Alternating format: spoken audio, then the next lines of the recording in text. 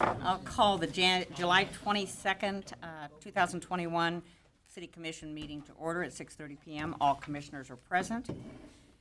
First item on the agenda, the minutes from the previous meeting. Any changes? I have none. None. Thank you. Financial statement, Mr. Rupp. Thank you. This is a report of financial summaries for the City of Hayes, month ended June 30, 2021. Revenue in June totaled $6,686,442. That's a decrease of $1,844,782 when we compare to the same period last year. Some notable areas of increased revenue comparing to June of 20. Golf course revenue was up $10,300 as compared to a year ago. Regular non-member play out there has been very strong this year. State gasoline tax and special highway increased $46,000 due to the receipt of Kansas highway funding from the Coronavirus Response and Relief Supplemental Appropriations Act, or CRISA. This was to replace the revenue losses in that fund since April of 20. Funds were allocated to cities and counties using the same formula under their normal distributions. Month-to-date residential water consumption fell -15%. However, business was up 7.5%. Year-to-date total consumption is flat with total revenue up 3%. Some notable areas of revenue decrease. There was one. As mentioned last month, the property tax distribution was received at the beginning of June of 2020. In 21, the distribution was received in the last part of May, contributing to the large decrease mentioned above. This includes ad valorem and motor vehicle taxes. Expenditures in June totaled $6 million. That's an increase of $1,176,615. Some notable areas of increased expenditures: an FAA reimbursable agreement for the flight check of runway nav aids increased airport expenditures $23,347, and that's 100% reimbursable. $486,229 of the total increase mentioned above included projects such as the 422 lighting at the airport, the 27th Street reconstruction, and the ARC parking lot. And insurance for the intergovernmental fund was up $262,600 due simply to timing of payment for the property and liability coverage renewal. One notable area of decrease: parks improvement fell $54,000 due to repairs to storm-damaged playground structures, as well as trees and playground equipment purchases this time last year. Month-to-date general fund sales tax collections were at $717,287. That is a wonderful increase of over $145,000, or 25% as compared to last year. Year-to-date, general fund sales tax collections are at $4,056,187. That's up $362,840, or 9.8%. So the 6-month average is also up 9.8, with an increase of 7% when we compare to a year ago. And the month-to-date county sales tax collections were at $87,555, with the year-to-date total at $491,679. So we're tracking better than we projected there as well. Wow. The report of top 10 quarter-to-date sales tax collections by classification was up $269,853, or 14%. The largest percentage increases were in accommodation at 72%, clothing at 66%, and new and used car dealers at 40%. And finally, the portfolio certificates of deposit on June 30 totaled $27.5 million, with a weighted average interest rate of 4 basis points, unfortunately, down a -1.27% from a year ago. The total par value of the U.S. Treasury notes is a little over $5 million, with a weighted average yield of maturity of 6 basis points. Total balance in the money market account on June 30 was $30,750,000, with a current yield of 5 basis points, and we are carrying a much larger balance than we normally do in there for the simple fact I'm getting 5 basis points. I'm not getting much for bids for anything else. So total investments are up $5,248,000. I'll make a motion to approve the 2021 financial report, June financial report, sorry. I'll second. Been moved by Commissioner Musil and seconded by Commissioner, God, it went right out of my brain. Commissioner, I'm kidding. Commissioner Melick. Is there any other questions or comments? Looks good. If not, I'll call for a vote. All in favor? Aye. Aye. Opposed? Passes 5-0. It's really interesting. I really am pleased with our community shopping at home. I think we see that really, it's showing up in the clothing, shoes, and in the new and used cars. And then the accommodation, I think, is we just didn't have nothing. Melissa's sitting back there just smiling. We're going to see that, I think, continue to increase with things that are going on in our community this summer. So very exciting. Electronic numbers. shopping was only up 4%. Yeah, very good, very good. All right, we've reached the time for citizen comments. If there are citizens here that would like to comment on something that is not on the agenda, you can come forward. And if you'll please introduce yourself when you get to the podium. Absolutely. My name is Zach Wolf. I am a citizen of Hayes. Always wanted to say that. So I'm here to talk about a problem that I don't actually know if you can fix. But I know that you all care about this town and want to know if something's not working and that you want people in this town to be successful. And so that's what I'm here to talk about, and that's childcare and daycare. If you talk with anyone around my age, especially if they have kids, the two things we talk about that are the problem right now is housing and daycare. It's just a fact. There's just a really limited amount of daycare. We had daycare lined up for our infant for when my wife goes back to school in the fall. We found out 2 weeks ago that she will not be opening. Since that time, my wife and I have talked to dozens of people, have been recommended so many people to contact. The best we got so far was an option in Ellis, and that seemed like it was going to work, but then she had an accident and hurt her shoulder, and now she can't lift anything for 10 weeks. So now we're back to having nothing.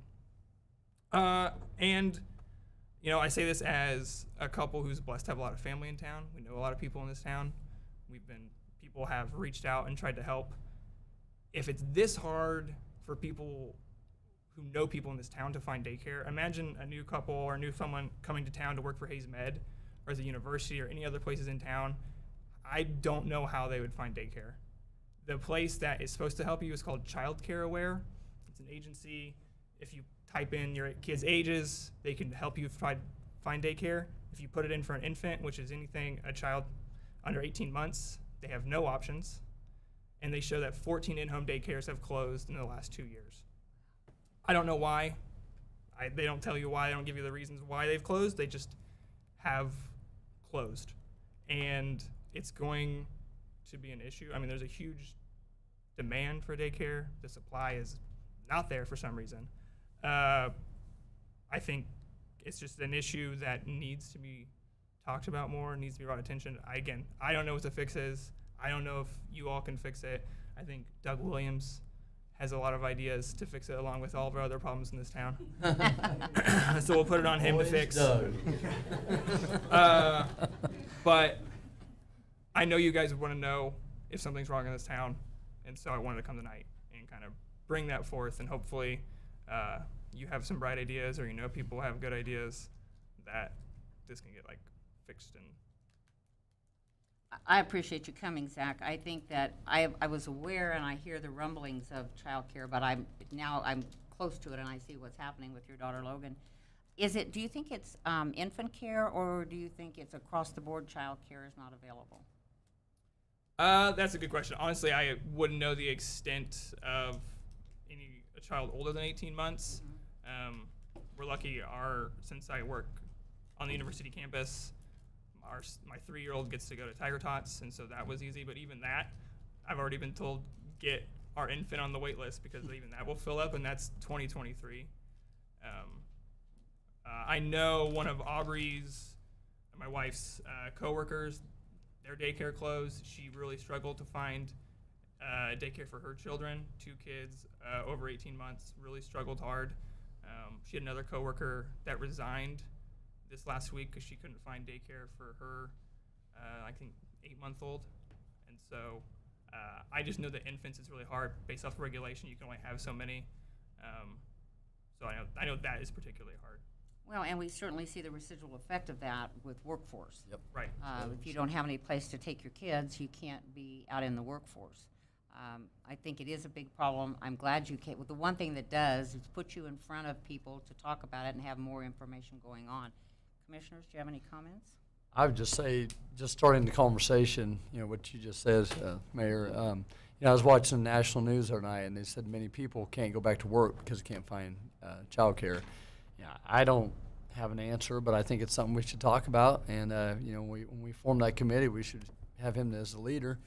And I mean, seriously, I mean, somebody, when I had young kids, it was tough. We were lucky to get somebody that'd been in it for 40 plus years. But I think it's something we should talk about, because as we all talk about, we want to grow a community. That's a major issue if we want young people to live here. So I don't know if there's anything that we can do, but we can have the conversation. And I don't know, it's not about replacing childcare. The retiree community that some of you are hearing about has the community center involved as actually at the forefront. I think there is some intention to look at the possibility of childcare in there, which would be wonderful, particularly for people that live and work at the hospital.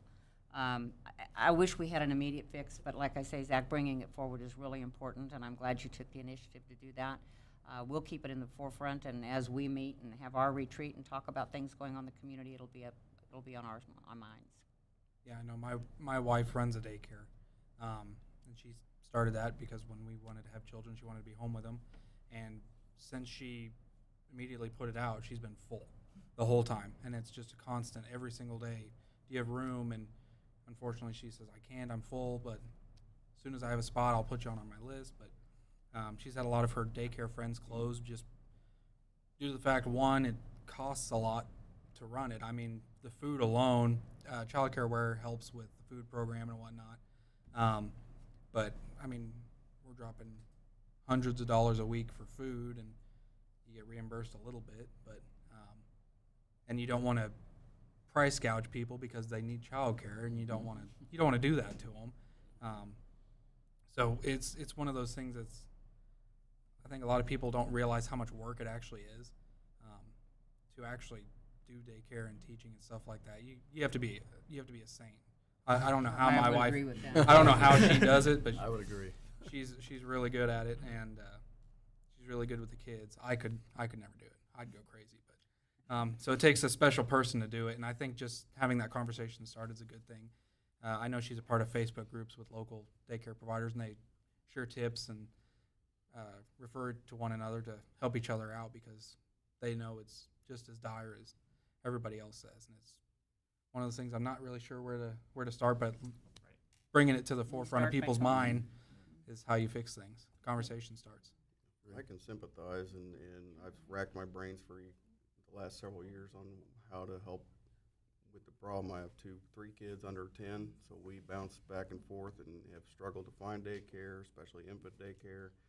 Have something lined up, it's not, or that daycare's closed this day, where do you take them? Or you stay home from work or miss work or however it is. So from that standpoint, I absolutely know what you're going through.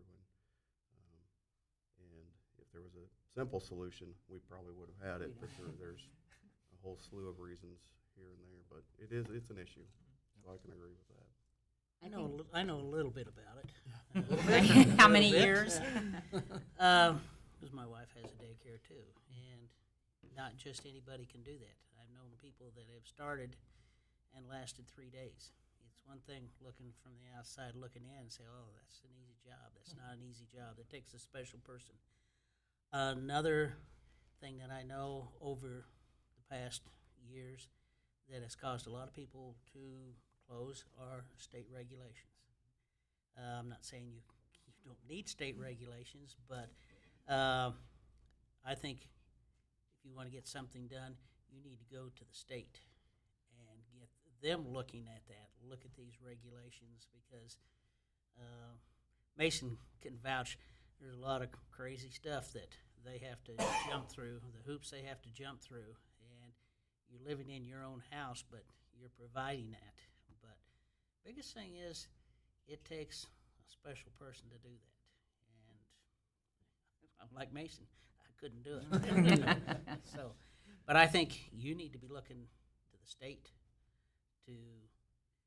on the regulations and stuff.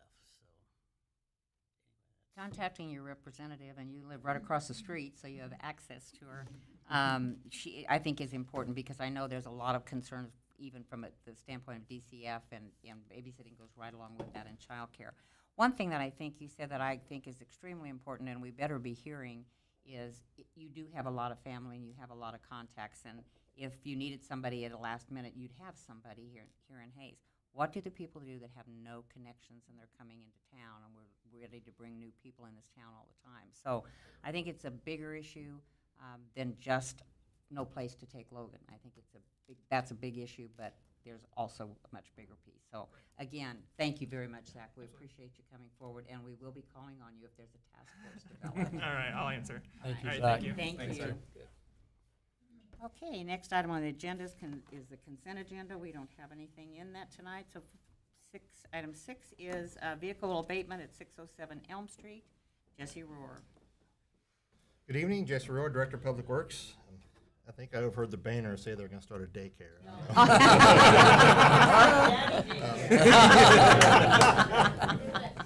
I love it. I love it. So the first of my 2 items tonight is asking for a vehicle abatement for the property at 607 Elm Street. I'll show you pictures, a couple pictures here in a minute. Over the years, just to give you a little history, we have had around approximately 20 cases at this property. It is a rental property. The tenants have changed over time. It's just one of those that we know well. To this point, after sending all the required notifications, there has been no action on the property to remedy the situation. We did contact the land property owner a week or week and a half ago. He knows who the vehicle belongs to. The tenant, he reached out to the tenant. The tenant has no desire or no means or really no interest in moving the vehicle or really maintaining ownership of it at this point. So we told him we would proceed with the procedure through the commission. He had no objection to that. So that brings us here tonight. As you can see, the vehicle does not have a legal tag on it. The property owner wasn't sure it was operable. It does have broken out windows on both sides of the vehicle. So as is typical with this type of item, your options would be to approve the resolution that was in your packet that would allow us to remove the vehicle 10 days after the signing of the resolution, or not approve the resolution. And just to give you a little history, our ordinance as well as state statute dictates the process for this sort of item. So after approval of a resolution, in this case, we do have to wait a minimum 10 days before removing the vehicle. Our usual process for moving a vehicle is contacting the local salvage yard, who will come and get it. Typically, they don't charge there's no cost to do so. Their costs are covered by ownership of the vehicle, if not claimed by the owner. If the owner does want to claim it from them, they have to pay the hauling fees and the storage and processing fees to get the vehicle back at that time. So this will be the action requested, should you so choose. I'll make a motion that we approve resolution number 2021-010 to abate the vehicle located on property at 607 Elm Street 10 days after the approval date. I'll second that. It's been moved by Commissioner Melican, seconded by Commissioner Reuter. Is there any discussion? Jesse, on that, so if there was any fees, the property owner is the one that pays for it, even though it's not his vehicle, correct? That is correct. And then they can choose to pass them on to their tenant. If they I'm not even really sure if the tenant actually lives at that property. I would assume probably not, so. The property owner wants the vehicle gone. That's good. So There's nothing further. I'll call for a vote. All in favor, please say aye. Aye. Opposed, same sign. Passes 5-0. Also, Jesse, a nuisance abatement at 3312 Lincoln Drive. okay, the second one tonight, as you mentioned, is for 3312 Lincoln Drive. Not a vehicle, but what we call general nuisance. This property, again, we've got a history with this property. We had at least 10 cases within the last 8 or 9 years. This is the third one in the last year. Moving things around. Just move it around and play games, so. Including this property owner. Yeah. Seems like a lot of work to be. Anyway, Yeah, just yeah, clean it up. I think we need to stay on that You bet. So, and not let it get to be a real nuisance and playing the games, so. no, we can do that, and if necessary, we'll get back in front of you with the others as well. That's what I'm saying, is don't hesitate. Sure. Anything else? Not, I'll call for a vote. All in favor? Aye. Aye. Opposed, same sign. Approved 5-0. Thank you. Thank you, Jesse. City manager? No. Colin, Assistant City Manager, Utility Type Vehicles. You started to move. Good evening, Colin Belzer, Assistant City Manager. As you know, this issue has been discussed by the Commission for the past 3 or 4 months. And so for a brief timeline, this was first discussed by the City Commission at the April 1st work session. During that discussion, there was a few things that were determined by consensus that the Commission would like to see in an ordinance, only allowing utility task vehicles and micro utility trucks to be allowed on the city streets. A registration system been put in place. A roll bar requirement was some of the big things. After that meeting, staff was asked to come back with more information. So I'm skipping ahead. So real quick, this is an example of the worksite utility task vehicles. They have 4 more tires. Seat belts are for all occupants would be required. And then the micro utility trucks. So they can't exceed 40 miles per hour, and they must have a metal cab. So we did come back to you June 17th, as I was saying, where we did discuss a fine and fee structure. Staff's recommendation, which you agreed with, was a registration fee of $100, which must be renewed annually. A proof of insurance would be required. The violation would be a $300 fine plus $100 court costs. And then there's a 3-tiered registration license violation structure at $150, $300, and $500. Also, it was decided that there will be no operational time or towing limitations or location other than, obviously, they can't go up and down Vine Street. They can only cross on the state highways. So the process, if this were to move forward, is appointments would be made online via the city's website. Applicants would have to bring in a driver's license, proof of insurance. We did make one change in the ordinance after some feedback. It did just say proof of sales tax. Our registration system always intended to, if you were exempt, you would obviously have to show the exemption in order to move forward the registration process, but we added the specific word sales tax exemption. So proof of either of those, and then payment for $100. And then that would be scheduled with the Hayes Police Department. They are ready, if this moves forward, to begin taking information next Monday. And there would likely be a temporary tag system in place, and then that's a kind of a prototype image, but we would have permanent tags delivered sometime in August. With the ordinance, there's no known legal obstacles to proceeding as recommended by city staff. There's no serious financial consideration. Like I mentioned last week, we would have to obviously purchase tags.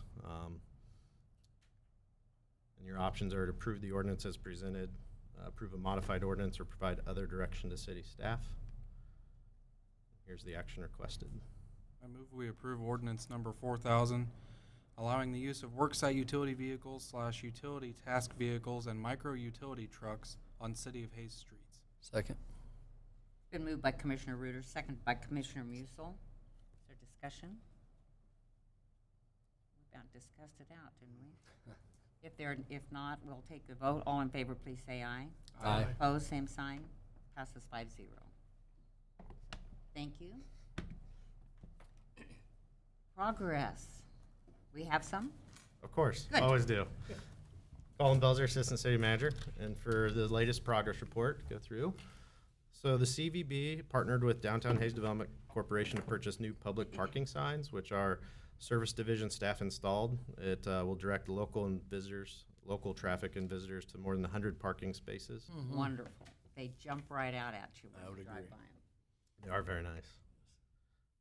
Service division has laid down 26 tons of hot mix asphalt in several locations like Greenbrier, 500 block of Fort, North Oak, and 13th and Cedar.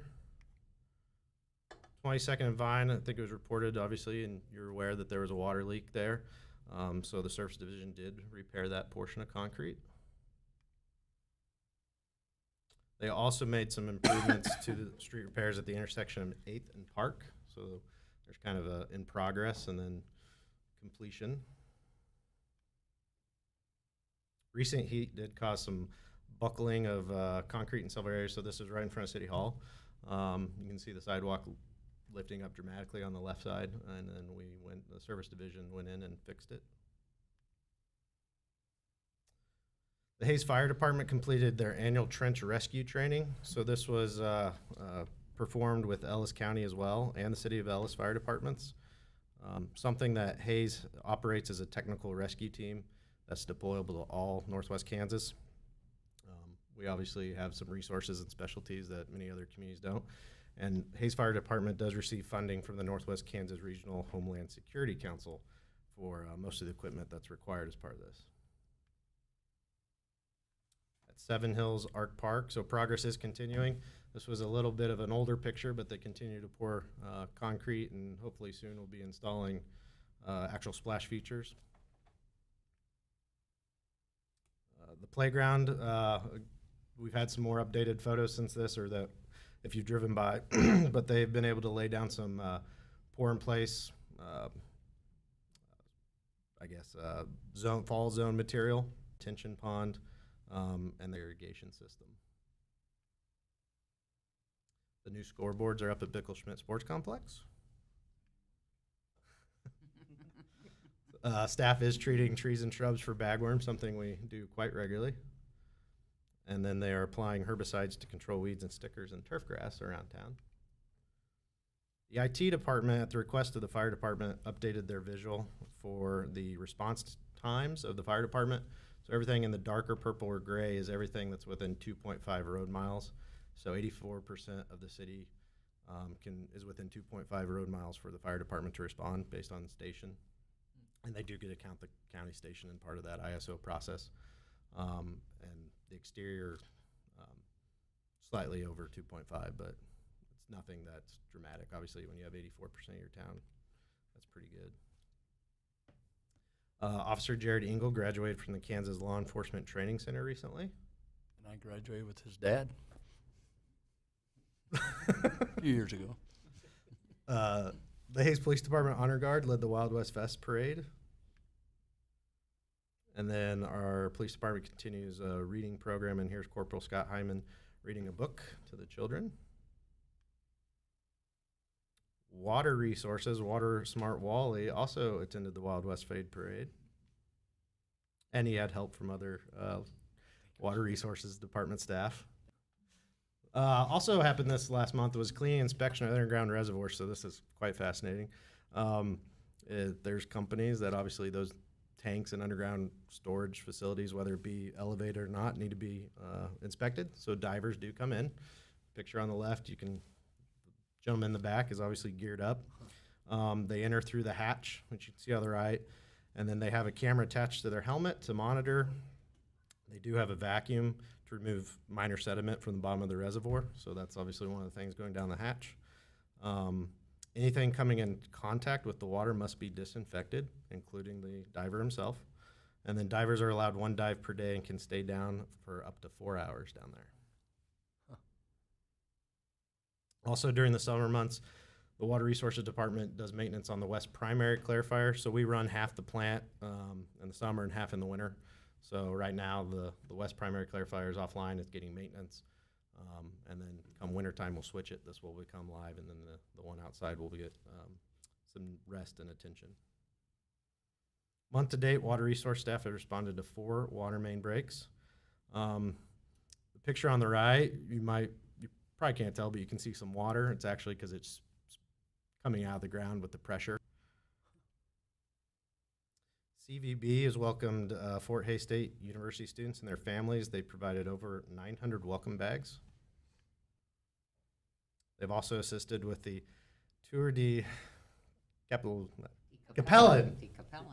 Okay. Because I don't know German, it's German for Tour of Chapels, the bike ride event.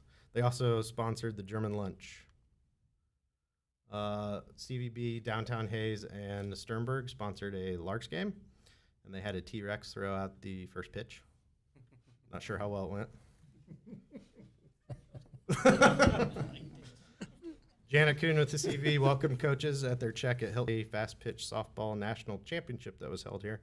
And that tournament brought 50 team leadership training or supervisor training, and this was the first of 6 training sessions that will be offered to all supervisors in 2021. This particular one was about managing self priorities and time. 27th Street is continuing. This particular portion is just east of Dillon's to Elm. That started on June 28th, and it's probably going to be wrapped up mid-August, and then they'll move to another section further east. 230th Avenue and 55th Street has started on June 7th. It's a $2 million project funded by KDOT Economic Development Grant and the development agreement around the Travel Plaza. Right Street, but if you've been up there recently, they have pretty much everything north of 55th Street torn up to the gun club range, so they're making a lot of progress. I-70 Travel Plaza, so the installation of sanitary sewer and water mains is complete on the south side of I-70. This is all infrastructure on the north and areas within the proposed development. The East Multi-Use Path J-Core has begun that construction. It'll run across Hayes Rec, Hayes High School property, and connect to the Hayes Med Center. It's an 8-foot wide concrete path that's approximately 1.4 miles long. Morgan Brother has started some concrete patching jobs. Picture on the right is near 18th Street or 20th. It's one of the two. They've done 18th and 20th. And then the two minor circles over here is ones that they still have left to do, where the red is shaded. Road Safe Traffic at Wichita, you've probably seen them on Vine. They're out replacing arrows. They've replaced 48 left turn arrows, and now they're working on stop bars and crosswalks. North Vine, there hasn't been any major traffic control changes. It's pretty much steady as you go. Keep working on that east side while traffic's all shifted to the west. Here's some photos, drone photos that we took looking south and looking north of what's been completed. 41st Mopar and 37th Street, and then the ramps. So they look pretty close to being completed. We meet with them every Wednesday in a meeting, and about another month, late August, will probably when they'll be able to switch to the final phase where they split traffic. The reason is they have a lot of things that are offside of Main Vine that they need to get done before they can open up clearly, before they can move to the next phase. So even though it looks like, man, they're almost done, it'll be a few more weeks. With that, that's progress. Lots going on. Thank you. That, I always make a comment about, because my husband reminds me of our concrete workers in the community, what a great job those guys do. They're really professionals. Well, I'd like to say the Parks Department really knows how to grow grass. I was up at the looking at the Arc Park, and they really have done a nice job up there. It is beautiful, and it's going to open, I think, quicker than people expect.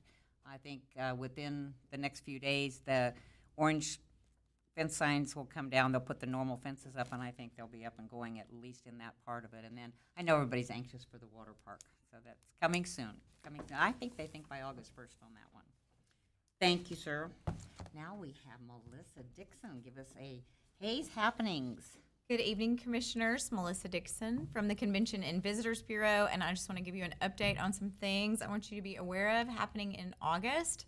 Some things that are ongoing the whole month. The Sternberg Summer Exhibit is still rolling. That's a couple of those little goobers are a couple of my people. They really enjoyed seeing the new stuff. It's exciting to have some fresh things out there to go look at. The downtown markets every Saturday, 7:30 to 11 a.m. under the pavilion. And then the summer concert series under the pavilion will have 2 more weekends, and then that will wrap up. That's on Friday at lunchtime. It's a great lunch break and free. You can get a $10 lunch. Things happening at the Hayes Aquatic Park. August the 4th, that's fundraiser for Adopt a Duck. You don't get it, your number. It races through the lazy river, and the grand prize winner this year will get $10,000. Don't miss the cardboard regatta, and fire department will both be there in their cardboard duct tape boats. No tax money went to that duct tape. Police department is sponsored by Kiwanis, and fire department is sponsored by Thirsties. Community night out with Hayes Police Department. They'll be cooking a big meal Thursday, August 5th. And then the park will close Sunday, August 15th, followed by Dog Swim Day, Saturday, August the 21st. RPM Speedway races, there'll be dirt track racing happening August 7th and August 21. And kids 12 and under are always free to those. And then not too far away in Victoria is the 39th annual Herzog Fest. And if you've never been, they have a color run, a market, German food, polka. That's Saturday, August 14th, and free concerts and free activities for kids. The Tiger Auction will happen in August. This event outgrew the Memorial Union several years ago. They were able to welcome hundreds more people in the practice facility, which is fitting because it benefits athletics. $75 ticket gets you buffet dinner and unlimited drinks, which fuels an exciting silent auction and live auction. The last year they had it in person, they raised $377,000 for athletics. Back to school picnic.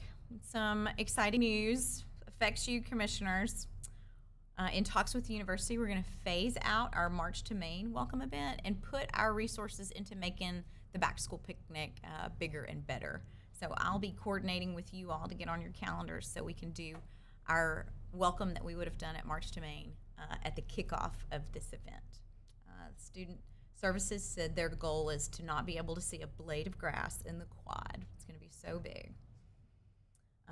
At the end of the month, we'll have a busy weekend with Fall Art Walk on Friday night, August 27th. At the same time, there'll be kids events for DHDC's 20th birthday celebration. They'll have cake, games for kids down under the pavilion during the same time as the Art Walk. And then the very next day, Brews on the Bricks Craft Beer Festival will be set up at Main and 10th Street there, followed by a free Rockalua, no charge to go hear those bands. There are still tickets available for Brews on the Bricks. General admission VIP are sold out. They are looking for volunteers. If you have a group that wants to pour for a little bit and then sample for a little bit, they can help you out. They're looking for people. So, any questions? Wonderful job as usual, Melissa. Everything very is much. wonderful. And those signs are really terrific. I had forgotten about them when I was driving down Main Street today, and right as you cross the railroad tracks, there's one right there. And it just grabs you as you go by. Sometimes you just need to point them out. That's right. That's right. Thank you so much. Thank you. Hayes Regional Airport update. Jamie Salter. Good evening, Commissioners. Jamie Salter, Director of Hayes Regional Airport. Here tonight to provide a quick update on commercial service and passenger traffic at the airport. It's good news, so that's our airline consultant, ArcStar, provides us a monthly review of the commercial service for Hayes. It's a comparison of the 2019, 2020, 21. I had to blow them up a little bit, so if I need to read anything I can for you, it's a little difficult to see. But this is through 2021 June. As you can see, rebound has been much quicker than they originally anticipated. I think they were expecting, beginning of COVID, they were looking at 3 to 5 years before we would see pre-COVID passenger traffic. I think it's bounced back way, way quicker than they had originally. I think people are just itching to get out, and travel has picked up considerably out at the airport. We're on pace for 1,300 this month. Wonderful news. Every month, I think it seems to uptick each time. So that's the best month we've had so far this year. Last year we flew 218 in July. Not quite at the record-setting level of the 2019 levels. That would have been 1,450 flown, but we also had the Chicago flight that flew 205. So we've actually flown more. We'll likely, I got an update from SkyWest this morning, likely fly more than we flew in 2019 to Denver. These are TSA screenings. When compared nationally, we are tracking much faster, the passenger traffic coming back much faster here at Hayes than compared to the national average. As far as completion of flights, SkyWest typically performs better than the industry average. Reliability continues to impress. They really are the elite in the EAS market and just generally in the airline market. Even in winter weather, I've often said that if we can get them a runway, they're coming. And I think that that's critical. We blood, sweat, and tears sometimes out there, in especially winter weather, just because it's holiday season, people are expecting to travel, and if you can keep that going, I mean, that means a lot. I think that our community really appreciates that as well. Hayes continues to be affordable when compared to competitors, and many times we beat the price. This is compared to Wichita and Kansas City. When you take into account fuel and parking fees, and sometimes even hotel to get to Wichita or Kansas City, depending on what time flight schedule is. As far as departure, there's no better option. The most we had here, and these are round trips, so they have a sweet spot, is what they say. Usually $75 each way is what they have figured as far as where that breaking point is for people to fly outside of Hayes. So these are round trip, and all of them are within the $75 each way. So it looks different, obviously, when you're flying a family, but sometimes that's worth it to people, especially when they can come right in. Many people, I think you don't notice it so much going out. You know, you get to Denver, it's a much bigger airport. It's a reality of how small ours is, but when you turn around and come home and land in your car in 10 to 15 minutes, I mean, you can't beat that. And I think, can I interrupt, Amy? I think one of the really important things in this slide is, especially with the Wichita, we're cheaper with 9 of the destinations than Wichita. I know in years past, it was always trying to get somewhat close to Wichita or Kansas City in price. And, you know, I think a lot of people still have that mindset. They automatically think we're going to be more expensive. And in a lot of cases, we are cheaper, so we want to make sure people are looking. Yes. And ArcStar, our airline consultant, works with SkyWest to keep those fares in check. So they review those for us to make sure that they're staying reasonable. For the first quarter of 2020, Hayes' average fare beat that of Wichita and Manhattan, and Hayes was within $53 of Denver and $10 of Kansas City. This is just one-way flights, a comparison of all of them. As you can see, Hayes Regional Airport offers affordable and reliable commercial service. In August, I brought to you several months back, the 3-year contract with SkyWest begins August 1. So it looks like we will be providing the vital resource to the community for the foreseeable future. Hopefully we'll continue to see that increase in passenger traffic. It will be really nice to see what we can do, especially once everybody feels comfortable. I think that the majority of the traveling public feels comfortable with that and returning to that.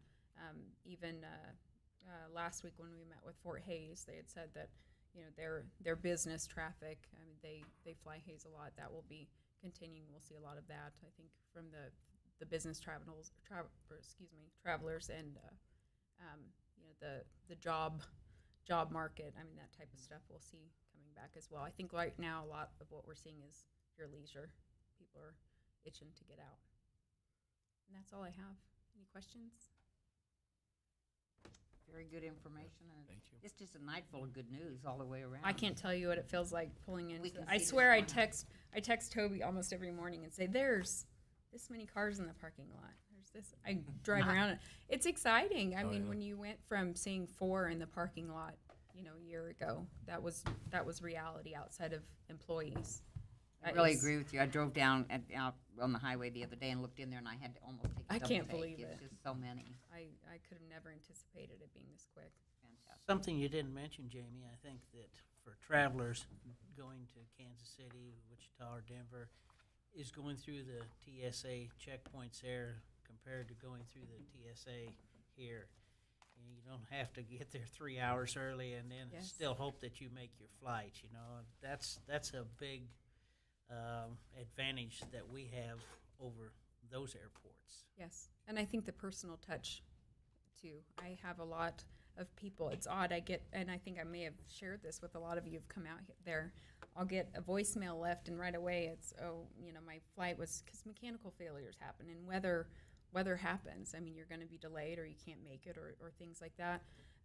And it'll start off with, my flight was moved or canceled, or I wasn't able, and then it's a voicemail left of how pleasant SkyWest was, or how pleasant TSA was. You know, it's not, we really have a really good group out there. I think that people really do feel that personal touch too, which obviously you get with a smaller resource like ours.